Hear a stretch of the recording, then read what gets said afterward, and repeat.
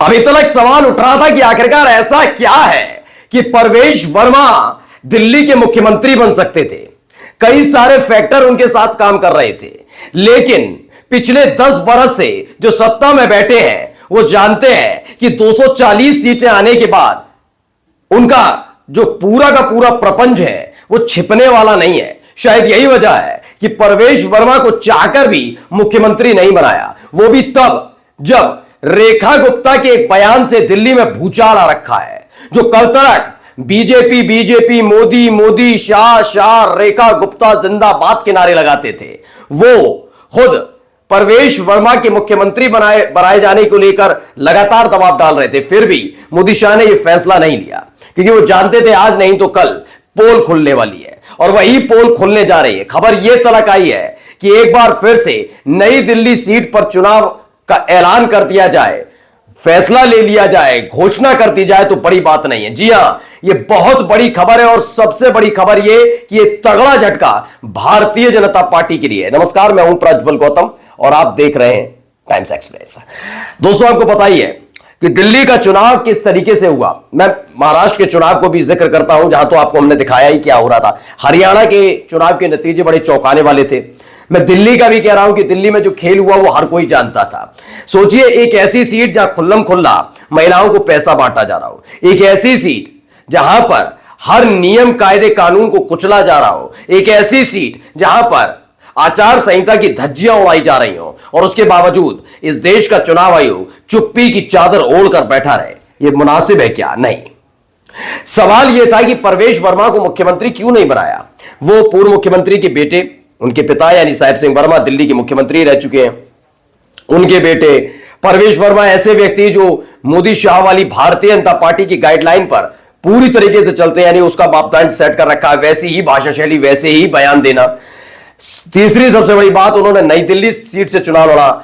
चौथी बड़ी बात, चुनाव लड़ाई नहीं, जीता भी, और मुख्यमंत्री जो रह चुके हैं अरविंद केजरीवाल, जो आम आदमी पार्टी के संयोजक भी हैं, बड़ा चेहरा भी हैं, उनको चुनाव हराया। ऐसा क्या है कि परवेश वर्मा को नहीं बनाया? मैं आपको दिखाने जा रहा हूं वजह क्या थी। पहले लाइव लॉ की इस खबर को देख लीजिए। इसमें लिखा है कि Delhi high court issue notice on plea challenging election of BJP leader and deputy CM Parvesh Verma in assembly poles.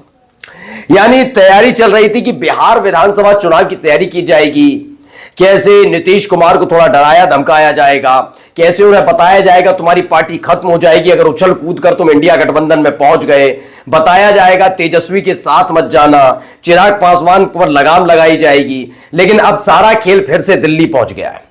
Delhi में दिल्ली हाईकोर्ट का जो एक नोटिस इशू किया गया है, यह क्या है? दरअसल नई दिल्ली सीट पर जो चुनाव हुआ, जिसमें परवेश वर्मा ने जीत दर्ज की थी, उसे लेकर चुनौती दी गई थी। जो चुनौती दी गई, उस चुनौती ने नया बखेड़ा खड़ा कर दिया, क्योंकि इस चुनौती को न केवल दिल्ली हाईकोर्ट ने स्वीकार किया, बल्कि इसे लेकर नोटिस जारी कर दिया है, परवेश वर्मा के हाथ में थमा दिया, भैया ये लीजिए। पहले मैं कई ऐसी खबरें भी आई और कई जगह ऐसे फैसले भी हुए, लेकिन मैं तब भी बताता रहा और आज भी बताता हूं। दरअसल 3 तरीके से अदालती कार्रवाई चलती है। पहला तरीका होता है स्थानीय अदालत। स्थानीय अदालत में लाखों केस पेंडिंग है, वहां लगातार केस आते रहते हैं और हर केस की सुनवाई आज हो जाएगी, कल हो जाएगी, अगले महीने की ये तारीख सब जानते हैं। एक होता है हाई कोर्ट और एक होता है सुप्रीम कोर्ट। हाई कोर्ट और सुप्रीम कोर्ट में ये नहीं है कि आप कंपनी गार्डन गए घूमने, वो फलाना बिस्किट पसंद आया, दुकानदार को पैसे दिए और ले लिया, नहीं।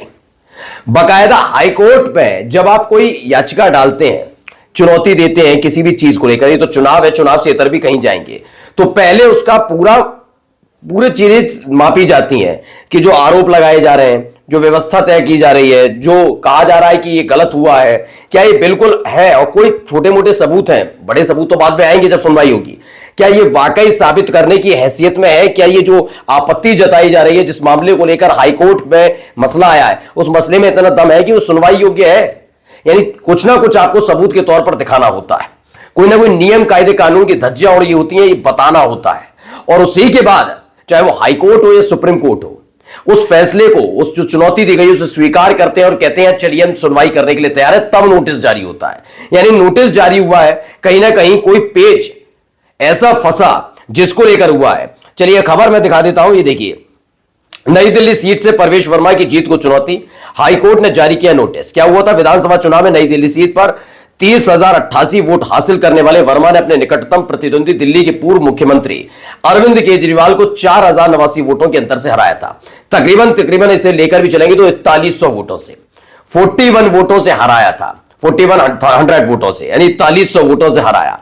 अब इस जीत को अगर मानकर चलिए नई दिल्ली सीट पर दोबारा से चुनाव का ऐलान किया जाता तो यकीन मानकर चलिए काफी कुछ बदला हुआ नजर आ सकता है। अब देखिए, इसमें खबर आई, दिल्ली हाईकोर्ट ने बुधवार को उस याचिका पर लोक निर्माण मंत्री प्रवेश वर्मा को नोटिस जारी किया जिसमें 2025 के विधानसभा चुनाव में नई दिल्ली निर्वाचन क्षेत्र से उनके निर्वाचन को चुनौती दी गई है।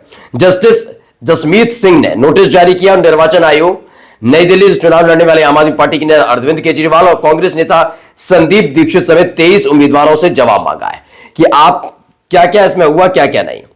दरअसल याचिका एक व्यक्ति ने दायर की जिसने दावा किया कि उसे चुनाव प्रक्रिया में भाग लेने के लिए नामांकन दाखिल करने की अनुमति नहीं दी गई थी। हाईकोर्ट ने मामले की सुनवाई के लिए अगली तारीख 27 मई तय की है। यह मसला अकेला आम आदमी पार्टी से जुड़ा नहीं है। कैसे छोटे खिलाड़ी मैदान में आकर खेल बिगाड़ ना दें, इसको लेकर किया जाता रहा। और यह लोकसभा चुनाव के दौरान भी हुआ था। आपको याद ही होगा, मध्य प्रदेश की एक सीट थी, इंदौर को लेकर खबरें निकल रही थी। उधर सबको पता है सूरत में क्या हो गया, सब पता ही है। अहमदाबाद से निकल कर आ रही, गांधीनगर से निकल कर आ रही थी, अलग अलग जगह से निकल कर आ रही थी कि कैसे जो निर्दलीय उम्मीदवार है या छोटी पार्टी जो स्थानीय स्तर पर भी नहीं, एक इलाके स्तर पर चलती हैं, उसके हिसाब से समझिए वहां उस पार्टी के उम्मीदवारों को डराया धमकाया जा रहा है। गुजरात से निकली हुई वीडियोस है, देखा था। वैसे ही मध्य प्रदेश में हो रहा था, देखा था कि आप बैठ जाइए, खड़े मत होइए, निर्दलीय चुनाव मत लड़िए, वोट कर सकते हैं, तमाम चीजें। ऐसे ही यहां पर भी खेल करने की कोशिश की गई, यहां ये करने की कोशिश की गई कि कैसे निर्दलीय उम्मीदवारों को बिठा दिया जाए जिससे जीत थोड़ी इतनी बड़ी हो सके कि आगे जाकर अगर कोई चुनौती देता है तो चुनौती देने के आधार पर कम से कम री इलेक्शन का आदेश न दिया जा सके। लेकिन जीत ही 4100 वोटों की है।